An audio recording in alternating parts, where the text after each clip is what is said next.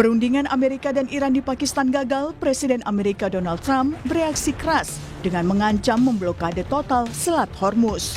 Trump dalam wawancaranya di Fox News menegaskan tidak akan membiarkan Iran mendapatkan uang dari penjualan minyak. It's called all in and all out. There'll be a time when we'll have them all come in and all come out, but it won't be a percentage. It won't be a friend of yours like a country that's your ally or a country that's your friend. It's all or nothing, and that won't be in too long a distance. No, we're just bringing the ships up. We got a lot of ships, so we're bringing them up. We think that numerous countries are going to be helping us with this also, but we're putting on a complete blockade. We're not going to let Iran make money on selling oil to people that they like and not people that they don't like or whatever it is. It's going to be all or none, and that's the way it is. And it'll be, you saw what we did with Venezuela.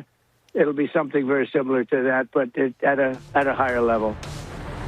Penerapan blokade semua lalu lintas maritim yang masuk dan keluar dari Iran akan mulai dilakukan Senin 13 April 2026. Dalam akun X-nya, Pasukan Komando Pusat Amerika Serikat menuliskan, Pasukan Komando Pusat Amerika akan mulai menerapkan blokade terhadap semua lalu lintas maritim yang masuk dan keluar pelabuhan Iran pada 13 April pukul 10 pagi, sesuai dengan pengumuman Presiden. Pernyataan Trump ditanggapi Iran. Ketua Komisi Keamanan Nasional Parlemen Iran, Ebrahim Azizi bilang, pernyataan Trump sebagai bukti kegagalan Amerika. من در دریای عمان، اقیانوس هند، در دوردست‌ها این میکنم اون میکنم. خب طبیعیه که یک رئیس جمهور شکست خورده دیگه اگر این جملات و این کلمات و این ادبیات رو به کار نبره، من فکر میکنم دیگه فضاحتش. Sementara itu, pengamat Timur Tengah sekaligus Direktur The Axis of Resistance Institute, Mustahid Hasan menilai Iran diprediksi akan unggul dari Amerika jika perang laut terjadi. Salah satu alasannya karena keberadaan peluncur rudal Iran yang berada di darat lebih dekat dengan Selat Hormuz. Misalnya, menurut saya kalau terjadi perang laut ya, perang rudal lagi dengan Iran, Angkatan Laut Amerika saya pikir akan kepupul sangat banyak ya.